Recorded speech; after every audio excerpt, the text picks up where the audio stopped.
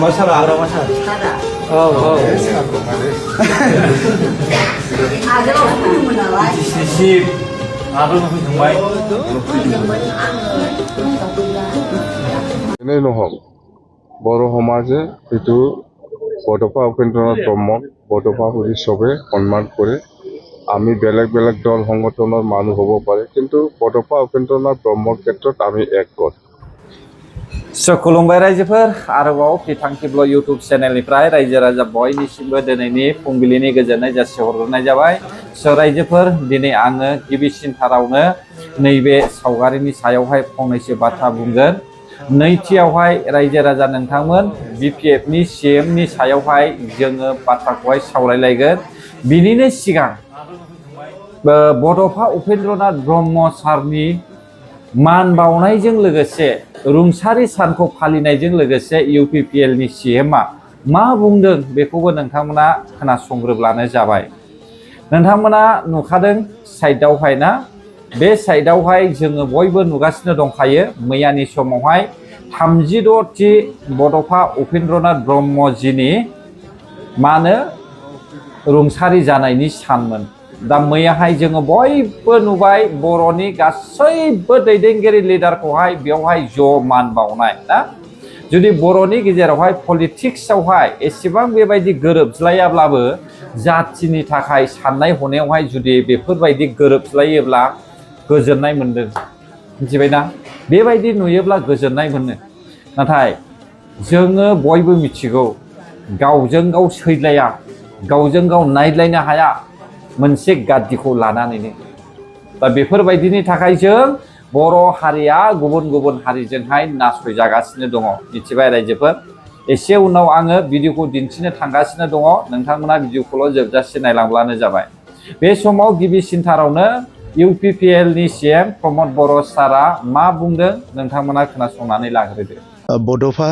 एতিয়াও জীয়াই আছে আমাৰ সকলোৰে মাজত আৰু তেখেতৰ যি এটা দূৰদৰ্শিতা তেখেতৰ যি সেক্ৰিফাইস বড়ো জনগোষ্ঠীক যি মাৰ্গদৰ্শন কৰি থৈ গ'ল হিতুৰ কাৰণে আজি বড়ো জনগোষ্ঠী নিজৰ পৰিচয় অস্তিত্ব লৈ আমি জীয়াই থাকিব পাৰিছোঁ আৰু সেই কাৰণে বড়ো জনগোষ্ঠী যেতিয়ালৈকে থাকিব বড'ফা সদায় বড়োসকলৰ মাজত জীয়াই থাকিব আৰু ইয়াৰ লগতে বিভিন্ন ক্ষুদ্ৰ ক্ষুদ্ৰ জনগোষ্ঠীবিলাক উত্তৰ পূৰ্বাঞ্চলত ৰাজনৈতিকভাৱে সামাজিকভাৱে শিক্ষাৰ দিশত বিভিন্ন দিশত যেতিয়া শোষণ হৈ আছিলে যেতিয়া বঞ্চিত লাঞ্ছিত হৈ আছিলে সেই সময়ত বড'ফাই এটা গণতান্ত্ৰিক অহিংসাৰ গণ আন্দোলনৰ দ্বাৰা সেই সকলৰ অধিকাৰৰ কাৰণে মাত মাতি থৈ গ'ল আৰু তেতিয়াৰ পৰাই অসমত উত্তৰ পূৰ্বাঞ্চলত বিভিন্ন জাতি জনগোষ্ঠীয়ে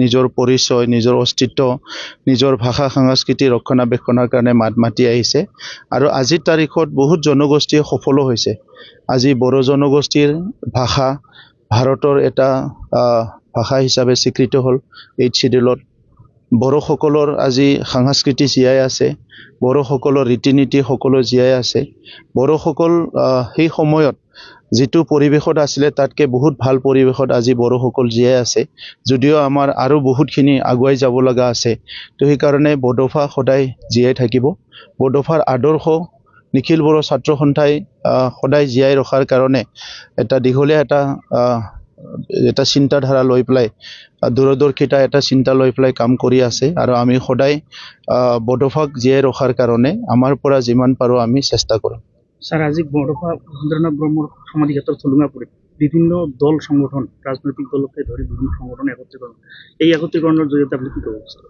চাওক একত্ৰীকৰণ বা তেনেকুৱা কথা নহয় যে বড'ফা যেহেতু বড়ো জনগোষ্ঠীৰ স্বাধীন ভাৰতৰ পিছত বড়ো জনগোষ্ঠী প্ৰতিষ্ঠাৰ কাৰণে যিটো সংগ্ৰাম এইটো তেখেতে আৰম্ভ কৰিছিলে আৰু আজিৰ সময়ত যিসকল সচেতন মহল যিসকলৰ জাতীয়তাবাদৰ চিন্তা আছে যিসকল বড়ো জনগোষ্ঠীক ভাল পায় সেই সকলো ইয়াত আহিব লাগে আহাটো উচিত যোৱা সময়ত কিছুমান ৰাজনৈতিক কাৰণত বা বিভিন্ন কাৰণত বিভিন্নজনে ইয়াত অহা নাছিলে, কিন্তু আমি সেই সময়তো কৰি আছিলোঁ আৰু আজিও ভাবোঁ বা পিছতো ভাবিম যে বড়োফাৰ যি থুলুংগাপুৰী য'ত তেখেতক ইয়াত আমি অন্তিম বিদায় দিছিলোঁ, এই স্থানত সকলো আহিব লাগে। জন্মদিন মৃত্যুদিন সদায় আমি আহি আছোঁ আৰু সেইটোৱে আমাৰ এটা কেন্দ্ৰবিন্দু, য'ৰ পৰা বড়ো জাতীয়তাবাদ আৰু বড়ো জাতিৰ প্ৰতিষ্ঠা আৰু উত্থানৰ কাৰণে চিন্তাধাৰাটো সদায় ইয়াতে জীৱিত হৈ থাকিব। जायफ्रा मोनथिया जायफ्रा बुजिया नोंथांमोना मोजाङै खोनासंनानै लानाया मोजां ना। दिनै बड'फा उपेन्द्रनाथ ब्रह्मजिया जोंनि बर' जातिखौहाय जागायजेननायनिफ्रायनो जुदि मोजाङैनो दैदेननानै लाबोआमोनब्ला, जोंखौ लामा दिन्थियामोनब्ला, बर' जातिनि थांना थानायनि थाखाय खामानिखौहाय दिन्थिनानै होआमोनब्ला जों बेसिमहालागै रावबो सफैनाय नङामोन। दा जोङो बड'फा उपेन्द्रनाथ ब्रह्मजिनि बुंनायखौहाय जोङो मावफुंथारनांगोन। Separate state बड'लेण्डखौ लाबोथारनांगोन। नाथाय जाय खुंथाय गोहोआव थानाय बे खुंथाय गोहोआव थानायानो 1% बड'लेण्ड নহব होननानै बुंग्रा। ओमफ्राय आमार बड'लेण्ड नालागे किबा एकटा बनाय दिले हब सार होननानै बुंग्रा। अब्ला रायजोफोर बिपिएफनि सापर्टार नोंथांमोना मबे नोजोरखौ लानानै बिपिएफ पार्टिखौ सापर्ट खालामखो अब्ला हा? माखौ नोजोर होनानै बिपिएफ पार्टिखौ सापर्ट खालामखो? आरोबाव नै मैया दाखालिसो 17 थारिखआवहाय जे जानानै थांबाय घटनाया रानिखाथा फरेस्ट रेन्जआवहाय हा? अफिस बुख्रुब बुख्राब खालामबाय, गारि सावबाय, मानसि बुबाय, सिलाइ सावबाय। नैबे थासारिखौ नुसेयावबो आंनियावहाय ल' एन्ड अर्डार गैया होननानै बुंनाया अब्ला माबायदि लासिं सिं। दा नै रायजो राजा नोंथांमोन, सासे दैदेनगिरि लिडारा हारिनिनो सासे सीएम जानानैहाय जुदि गावनियावहाय पावार गैया होननानैहाय गुबुन जाथिनोहाय फोरमायनानै होयोब्ला अब्ला बै गुबुन जाथिया जोंनि बर'खौ नारसिननाय नङा खोमा रायजोफोर। पावार गैया होननानै नारसिनखागोन, जेबो बिसोरहा गोहोआनो गैया होननानै बिसोरो नारसिनखागोन। नाथाय साफ्रोमबो मिथिगौ जे पावारा बिटिसि आवनो दङ। मिथिबाय दा? बिटिसि आवनो दङ पावारा, नाथाय बाहायनो रोङा, नलेज गैया, बिनि थाखायनो पावार गैयाखौनो होनस्राबाय बियो। मिथिबाय? दा बड'लेण्डखौ सोर नाङा होननानै बुंदों? बिपिएफनि सीएमआसो। इउपिपिएलनि सीएमआथ' बुङाखै बड'लेण्डखौ नाङा होननानैहाय। बिथाङाथ' डाइरेक्ट फाइनेन्सियेलनि गेजेरजोंहाय बड'लेण्ड लाबोनो सेस्था खालामबाय थादों। होजोंबो लिरथेनानै गारबोआखै। बियो मा होनो थगायसुला सुबुंफोरनि बुंनाय रावसो बियो। मिथिबाय दा? ओरैनो क्रेडिट लानो लुबैनानैहाय बाथ्रा बुंलाबायनाय रावसो बिफोरो। मिथिबाय? लिरथेनाबो गारबोआखै। बड'लेण्ड मोनना बुंबाय नालाय बिटिआरखौ लाबाय, बिटिआरखौ लानानैहाय फाइनेन्सियेलनि सापर्टखौहाय डाइरेक्ट सेस्था खालामगासिनो दङ मावनो। दा बेखौ सापर्ट खालामनो हायि, नायनो हायै मानसिफ्रासो दिनैनि समावहाय बड'लेण्ड फानदों होननानै बुंदों। दाने बड'लेण्डखौ सोर फानदों? एसटि फाननाय माने बड'लेण्ड फाननाय, हा फाट्टा फाननाय माने बड'लेण्ड फाननाय। दा हा फाट्टाखौ सोर फानो? बिपिएफनि सीएम। सोरबा सोरबा आंनाव कुइसन सोंदों, सोरनो फानदों हा? सोरनो फानदों एसटि? खुगाजों फानदों आदुवाफोर, खुगाजों फानदों। बे खुगाजों फाननायानो बिस गोनां। मिथिबायना? दिनैनि समाव मानोथो बे खुगाजों फाननायनि थाखायनो दावराव जादों? आं सिदा बिपिएफनि सापर्टार्सफोरखौ बुंदों दै, बिपिएफ आइटिसिएलफोरखौ बुंदों। आरो नोंसोरनो नुखादों दा 63 बिगा हा फाननाय आरो हाजार हाजार बिगा हा फाननाय नोंसोर नुखादों ना? माखौथो एसेबां खाना बायदि बाथ्रा बुङोब्रा नोंसोरलाय हा? लाजिनाय दङना गैया? नै इलेक्शननि रिजाल्टआ फैगासिनो दङ। गेजेराव सानथामल'सै। सानथामावहाय दिनै 2 थारिख जाबाय, साननैल'सै ना? गेजेराव सानसेल'सै। अब्ला रायजोफोर नेदो इलेक्शनखौहाय। दानिया एमपि जयन्त कुमार बसुमतारी सारा बिपिएफनि सीएमनि सायाव मा बुंदों खोनासंदो। बियो जोबोद दुखुनांथाव। हाग्रा दानस्रांनाया जोंनि गावनि आथिं दाननाय गोदोना हानाय बायदि निस्सय जागोन। दिनै हयथ' जों मोनदांनाय नङा, फैबाय थानाय माखासे बोसोरनि उनाव निस्सय जों मोनदांगोन। मानोना दाबो अखाया जोंना नोङो बेलेन्सआव नंलिया। टाइमलि नंलिया देग्लायनो नों नायदो जे हादों सिगाङाव हाथाराखैनोमोन मेसेंसेया नाथाय जै अखाया स्टार्ट खालामदों दिनै 1.5 माससो जाबाय जानांगौ नङा होमबा बे कन्टिनिउ नों हागासिनो दङ आरो जेला गायनाय फुनाय सम जायो अब्ला नागारहैगोन नामा बे मोनसे गिनाय दङ आरो बे खारना जाहैबाय जोंनि हाग्रा नस दानस्रांनायनि थाखाय हयथ'बा साइन्टिस्टफ्रा जेखौ बुङो आरोखि जेखौ जों नुबोदों जेखौ जों मोनथिबोदों बेनिखायनो हाग्राखौ बासायनाया फरेस्ट डिपार्टमेन्टनिल' नंलिया सोरबा सरकारनिल' नंलिया बबेबा हान्जानिल' नंलिया बबेबा पार्टिनिल' नंलिया बे एज ए माने सुबुं हिसाबैनो नङा होमबा हिउमेन बिइं हिसाबैनो जोंहा बेखौ बासायनांगौनि दरखार दङ आरो हाग्रा बासायनाय लोगो लोगोनो बेयाव जिब जुनारनि खोथा दङ इक'लजिकेल बेलेन्सआ इमबेलेन्स जायोब्ला माबा मोनसे खहा निस्सय फैगोन बेनिखायनो बेखौ बयबो जाहाथे सिन्था खालामो गासैबो हारि माहारिफ्रा सिन्था खालामो बेखौ आं मिजिं खालामबाय नाथाय दाख्लै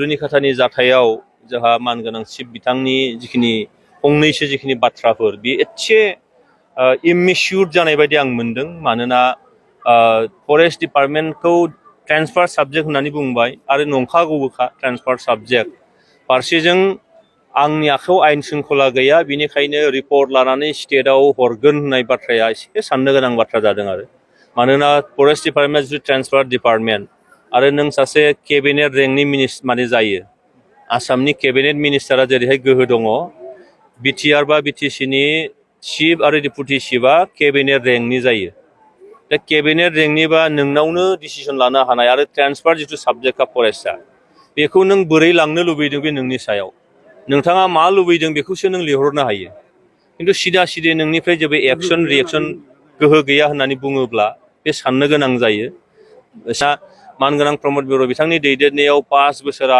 जोबोद सान्थियै बारदोंमोन दा सान्थियै बारनायनि गुदियाव बेनो जे बेयाव थानाय गासैबो हारि माहारिनि दल संगठन इन्टेलेक्सुयेल गासैखौबो बिश्वासाव लानानै खामानि मावदोंमोन बेनिखायनो बिश्वासाव लानांगोन प्रसासनखौ बिश्वासाव लानांगोन आं नुदों खोनादों रायज्लायनानै मोनथिदों जे प्रसासनखौ बोरै लांनो बे सिचुवेसनखौ बोरै अभारकाम खालामनो दाबो जेबो माने कअर्डिनेसन खालामनाय गैया होननानै जों मोनथिदों दा बिदिनो जामारदोंब्ला बे जोंनि थाखाय साननो गोनां बाथ्रा आरो नङा होमबा बेनिखायनो आर्नेस्ट रिक्वेस्ट बिथांनिसिम जेन' भबिष्यतआव आंनि आखायाव ल' एन्ड अर्डार गैया होननानै दा बुंथों मानोना नोंथाङा इलेक्टेड सासे मेम्बार सासे चिफ नोंथांनिफ्राय गोबां आसा खालामगोन पावार दा गैथों रायजो राजा दङ ना नङा होमबा दल संगठन दङ ना बिथांमोनजों सावरायनानै पुलिस गोहोआसो नोंनियाव गैया नङा होमबा हम डिपार्टमेन्टआसो नोंनाव गैया नाथाय फरेस्टआथ' नोंनिनो ट्रेन्सफार साबजेक्ट आरो फरेस्टआव नोंहा फरेस्टार दङ